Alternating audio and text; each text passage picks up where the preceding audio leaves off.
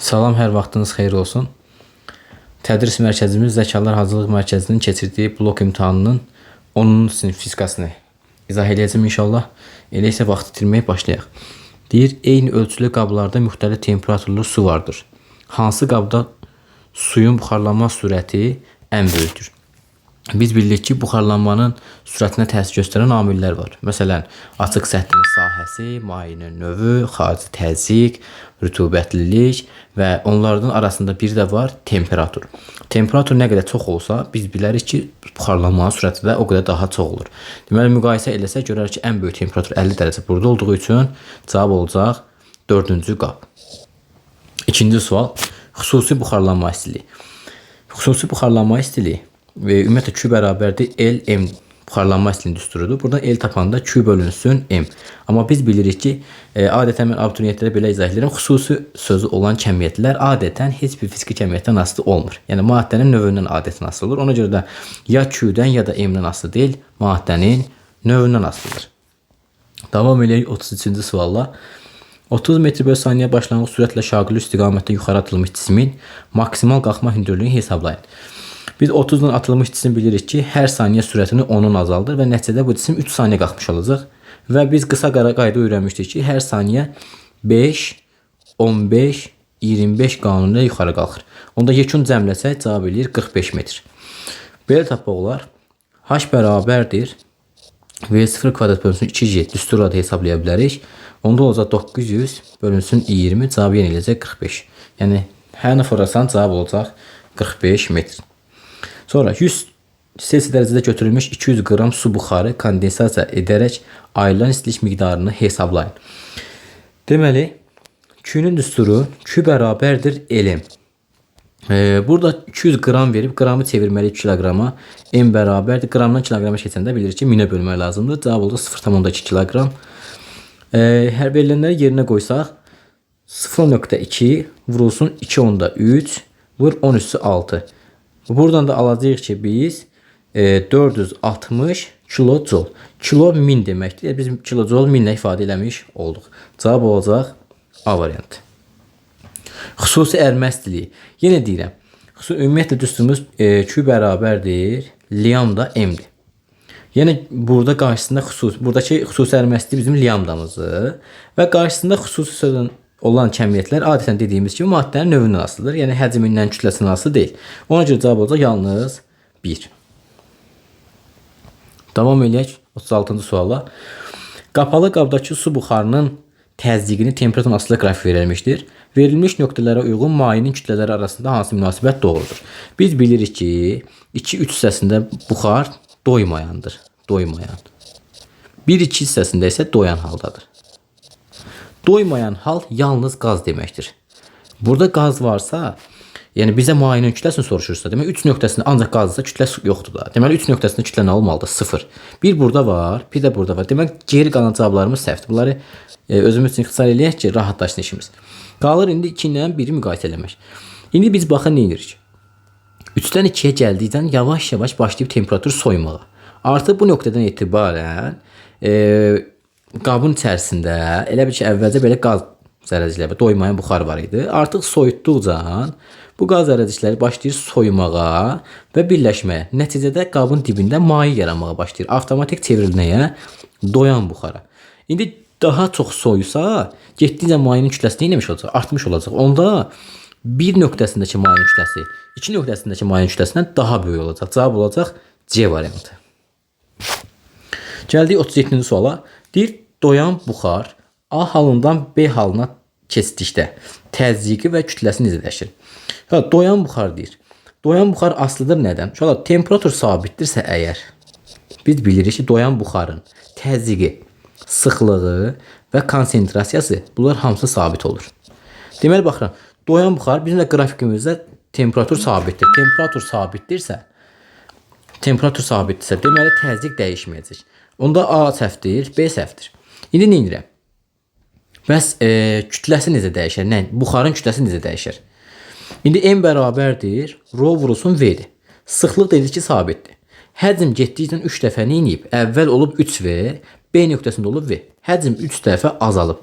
Görürük ki, kütlə ilə də həcm 3 də düz mütənasibdir. Onda kütlə də nə edəcək? 3 dəfə azalmış olar. Deməli, cavabımız olacaq dəyişməz və 3 dəfə kütləsini yeniyət azalar. Cavab olacaq D variantı. Davam eləyək.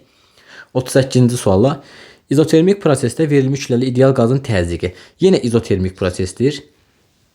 İzotermikdə deməli temperatur sabitdir. Temperatur sabitini qeyd elədim.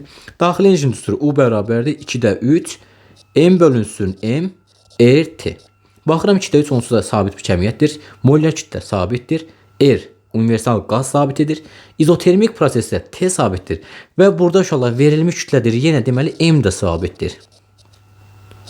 Bütün kəmiyyətlər sabitsə, daxili enerjinin dəyişmə imkanı yoxdur. Onda daxili enerjinin özü də sabit qalmış olacaq. Cavab olacaq C variantı.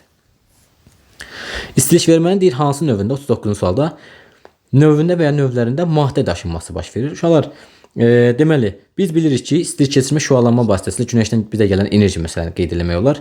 Günəşdən bizə enerjidən başqa heç bir şey gələ bilməz. Şüalanma dedik. İstilik keçirmə metalın çox qızmış hissəsindən az qızmış hissəsinə enerjinin ötürülməsidir. Burada da heç bir maddə daşınması baş vermir. Amma konveksiyada enerji ilə bərabər maddə daşınması da baş verir. Məsələn, ən bariz nümunə Atapliyen sistemi göstərmək olar ki, enerji maye vasitəsilə gəlir. Yəni enerjidən əlavə maye də gəlir. Ona görə cavabımız olacaq yalnız 2. Kütləsi M olan dəmirin istilik tutumu C-dir. Şöyle istilik tutumu C bərabərdir. C vurulsun M-dir. Burada kiçik C xüsusi istilik tutumu M-də kütlədir. Deməli M olanda C olub. Deyək ki, indi kütlə 4M olarsa, onda olacaq C vur 4M. Bu nə qədər olacaq onda? Demək kütlənin düz mütənasib olduğuna görə bu da olacaq 4C. İndi bizdən də bunu soruşur. Deyək ki, xüsusi nə qədər olar? 4C. B variantı. Hansı qanun kiçik deformasiyalarda mexaniki gərginlik nisbi uzanma ilə düz mütənasibdir kimi ifadə olunur. Baxırıq ki, burada Charles həcmlə bağlı olan bir şeydir. Joule getdi, Arximed getdi, Pascal getdi. Yeganə bir dənə Hooke qanunu qalır ki, cavabımız da bu olmuş olacaq. F bölünsün S deyir hansı fiziki kəmiyyətin düsturudur. Çünki biz bilirik ki, F bölünsün S təzyiqindir. P bərabərdir F bölünsün S. Həmçinin F bölünsün S mexaniki gərginliyindir. F bölünsün S. Baxırıq ki, cavablardan bizdə nəyimiz var? Baxıram ki, Young modulu səhvdir, səthi gəlmə əmsalı səhvdir, səthi gəlmə qüvvəsi səhvdir, nisbi uzanma səhvdir. Cavab olacaq A variantı, mexaniki gərginlik. 43 vahidlə davam edirik. Watt vur saniyə böl metrin kvadratı. Gəlin hərfləndirək. Wattın əvəzinə yazıram N, zaman əvəzinə T, metr kvadrat əvəzinə S yazıram. İndi N vur T bizə nəyi verir? İşi verir. A böl S. Onda A-nın əvəzinə nə yaza bilərəm? F vur L. Bu S də sahədir. Metrin kvadratı. Biz bunu L vur L yaza bilərik də metr kvadrat olması üçün. Onda L'lərin bir qısa aparıram. Qalır nə burada? F bölünsün L. Bu da bizə verir sigma səthi gərilmə əmsalı. Mayelər üçün səthi gərilmə əmsalı. Cavab olacaq C variantı. Şeyh nöqtəsi hansı cihazla müəyyən etmiş olur? Şeyh nöqtəsini ölçən cihaz şifahi şəkildə bilirik ki, metal higrometrdir. Hansı prosesdə 45-ci sual xarici qüvvələr verilmiş kütləli ideal qaz üzərində müsbət iş görür? Xarici qüvvə müsbət iş görəndə biz bilirik ki, qaz özü mənfi iş görür. Qazın da işin düsturu P vurulsun delta V'dir. Bunun mənfi olması üçün həcm azalmalıdır. Baxaq, elə A variantına baxaq, izotermik sıxılır. Sıxılanda həcm neyinir? Azalır. Demək cavabımız budur. Genişlənmədə artır. İzoxor deyir, yəni həcm sabitdir, səhvdir. Qızmada həcm yenə artmış olur. Genişlənmə deyir, yenə səhvdir. Bizə lazımdır sıxılma, həcm azalsın. Cavab olacaq A variantı. Sabit təzyiqdə ideal qaz A halından B halına keçiddə nə qədər iş görür? Biz deyirik ki, A bərabərdir P delta V. Hasil və qrafik varsa fiqurun sahəsi. Deməli, bu xəttin arasına qədər fiqurun sahəsi tapacağıq. Bu zaman olacaq 2 vurulsun 20, cavabımız eləcək 40. İndi baxaq görək, müsbətmi, mənfimi? İndi qazın işini hesablayırıq. Dedik ki, həcm neyinib? 40-dan 20-yə qədər azalıb. Deməli, qaz özü necə iş görüb? Mənfi iş görüb. Ona görə qarşısına bir dənə nə etmək lazımdır? Mənfi. Xarici qüvvəni soruşsaydı, onda deyəcək ki, xarici qüvvə müsbət iş görür. Çünki xarici qüvvə ilə qazın işi həmişə əks işarəli olur. Diaqrama əsasən hansı nöqtəyə uyğun mərkəzi qasma təcilinin qiyməti deyir ən kiçikdir. Baxaq, təcilin düsturu, mərkəzi qasma təcilinin V və R olan düsturu hansıdır? V kvadratı bölünsün R. İndi təcilin kiçik olması üçün, biz bilirik ki, riyaziyyatdan qiymət kiçik olması, məxrəc böyük, sürət kiçik olmalıdır. Məxrəcin böyük olması, R-in böyük olması bu da bu xəttlərdir. Bu 3 ilə 4. Yaxşı, bu növ xəttə uyğun sürətin kiçik qiyməti hansıdır? 1 ilə 4. Kəsişmə hardadır? 4-də. Cavab oldu D variantı. Davam eləyək. Qapalı qablarda olan qazın daxili enerjilərinin nisbətini hesablayaq. Daxili enerjinin düsturu U bərabərdir 2-də 3 nü R-T. Buradan 2-də 3 qoyduq kənara sabit, R-i qoyduq kənara sabit. Deməli, U nədən asılıdır? Nü və T hasilindən. Baxıram, birincidə nü və T hasili nə qədər eləyir? 2 nü T. İkincidə nə qədər eləyir? Yenə 2 nü T. Deməli, bunlar bir-birinə nədir? Bərabər. U1 bərabərdir U2. Onda nisbət nə eləyəcək? 1. Cavab oldu A variantı. Baxaq, 49-cu sual. Sabit kütləli ideal qazın halının dəyişməsi. Sıxlığın temperatur asılı qrafiki verilmişdir. Bizə deyir ki, həcmin daxili enerjinin asılı qrafikinə baxaq. Şöyle baxın, 1-dən 2-yə T sabitdir. Verilmiş kütlədə olduğuna görə həcm sabit olmalıdır. Deməli, həcmin 1-2-də sabit olduğu A səhvdir. B ola bilər. B ola bilər. C səhvdir. Y səhvdir. D ola bilər. Səhvlərin üstündən xətt çəkək. Bu getdi, bu getdi. Yəni ya B-dir, ya D. İndi baxaq. 1-dən 2-yə qalxdıqca, 1-dən 2-yə sıxlıq neyinir? Artır. Sıxlığın da rho bərabərdir. M bölünsün V deyil. Sıxlıq artanda həcm neyinəcək? Azalacaq. Həcm azalmalıdır 1-dən 2-yə. Baxıram ki, 1-dən 2-yə D variantı həcm artıb. Onun üçün bu da səhvdir. Cavab qalacaq B variantı. Artıq ikinci hissəsinə baxmağa ehtiyac yoxdur. 50-ci sual. İzoxor prosesdə verilmiş kütləli qazın temperaturu 4 dəfə artırılarsa təzyiqin izi dəyişər. Gəlin baxaq. PV bölünsün T düsturuna gedirəm. İzoxor prosesdə V sabitdir. Temperatur 4 dəfə artıbsa, təzyiq də 4 dəfə artacaq. Cavab olacaq D variantı. 51. Çubuqda yaranan mexaniki gərginliyin nisbi uzanmadan asılı grafikinə əsasən Young modulu isə sadə bir sualdır. Biz bilirik ki, mexaniki gərginlik, yəni Hooke'un ikinci qanunu Young modulu vurulsun modulca epsilondur. Aha, buradan de Young modulunu tapsa, olacaq sigma bölünsün epsilon. Sigma 60, epsilondakı 4. İndi burada 10 mənfi 3 var. Burada megapascal var.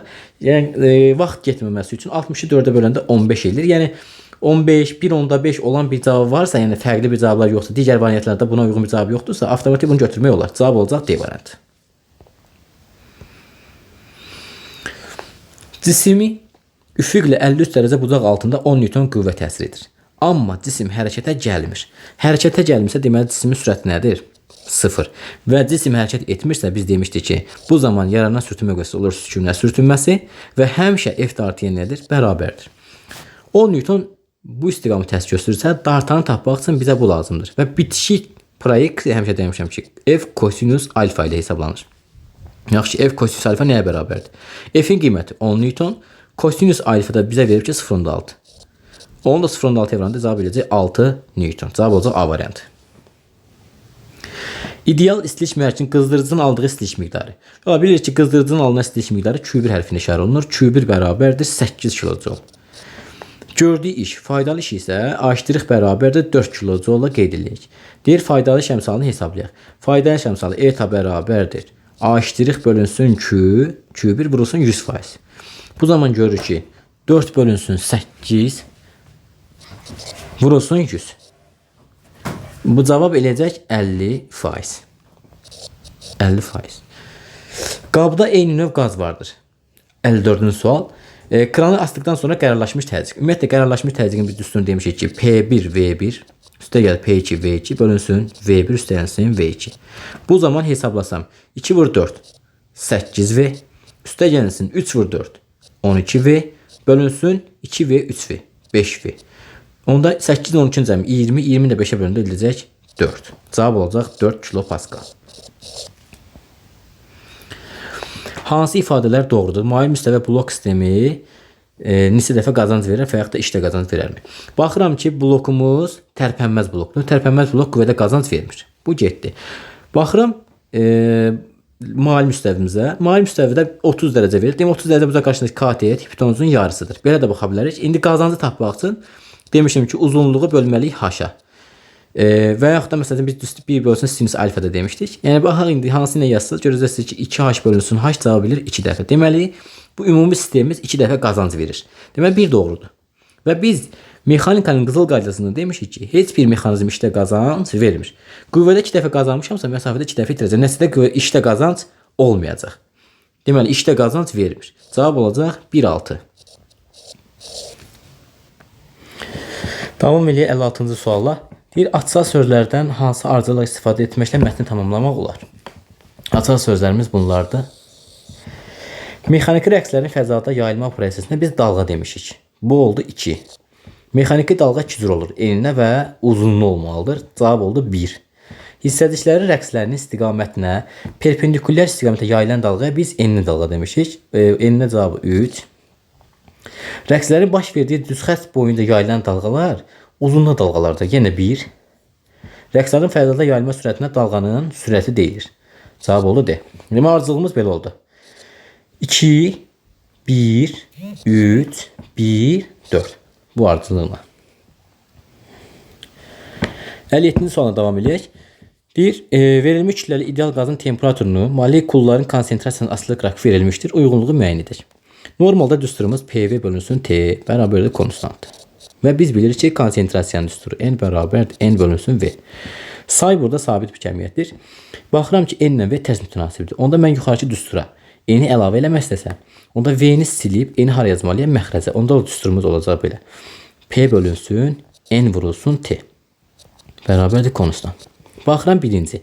İzobar. İzobarda P sabitdir. P sabitsə N ilə T tərs mütənasib olmalıdır. Ya Y olacaq, ya B olacaq. Baxaq görə sıxılma dediyinə görə temperatur azalmalıdır. Yəni soyumalıdır. Cavab olacaq Y variantı. 1 oldu Y. 2. İzoxor deyir. İzoxor sabit prosesdirsə, deməli həcm də sabit, N də sabit olandan sonra artıq konsentrasiya sabit olmalıdır. Konsentrasiyanın sabitliyi ya C-dir, ya A-dır. Baxaq görə nə deyir? Soyuma. Soyuma dediyinə görə cavab olacaq C variantı. A-da qızmadır. Baxıram üçüncü izotermik. İzotermikdə temperatur sabit olmalıdır. Cəmi cümlətən bir dənə cavab verib D. Cavab olacaq Y, C, D. 58-ci suala davam edək. Sıxlığı mayenin sıxlığından 2 dəfə böyük olan 6 kiloqram kütləli cismin şəkildəki kimi mayedə tarazlıqdadır. Yaranan gəlmə qüvvəsini hesablayaq. Biz bilirik ki, aşağı nə var? mg var, yuxarı T var və yuxarı bir dənə də F Arximed var. Qeyd eləyək buradan. T plus F Arximed Newton ikinci qanuna görə bərabərdir mg. Bu zaman gərilmə bərabərdir mg çıxılsın F Arximed. Yaxşı, kənardan qeyd edək. Deyir ki, cismin sıxlığı mayenin sıxlığından 2 dəfə böyükdür.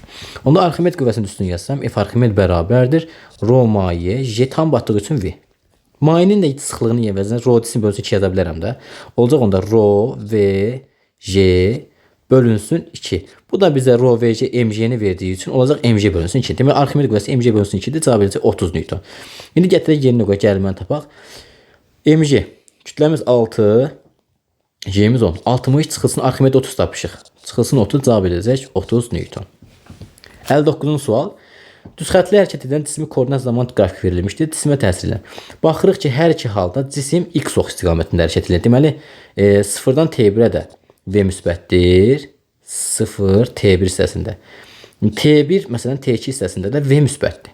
Baxıram nədir? Birinci hissədə yavaşıyır. Yavaşıyırsa təcil nə olmalıdır? Mənfi. İkinci hissədə yeniləşir. Eyni istiqamət olmalıdır. Təcil müsbət olacaq. Onda bizə də deyir ki, qüvvənin qrafikini qur.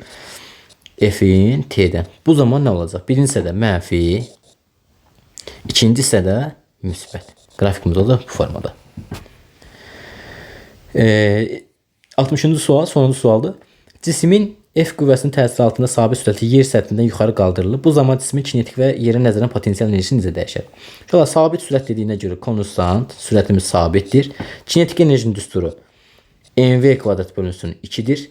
Kütlə sabit, sürət sabitsə kinetik enerji dəyişməyəcək. Deməli, kinetik bərabərdir konstant. İp aşağı düşdükdən cisim yuxarı qalxacaq. Cisim yuxarı qalxırsa potensial enerjinin düsturu Y potensial bərabərdir mgh. M sabit GH. H artdığına görə potensial nə edəcək? Artmış olacaq. hipotensial artar. Cavabımız olacaq. Potensial enerji artar, kinetik enerji dəyişməz. Bu qədər şagirdlər. Sonacan izlədiyiniz üçün təşəkkür edirəm. Hər birinizə uğurlar.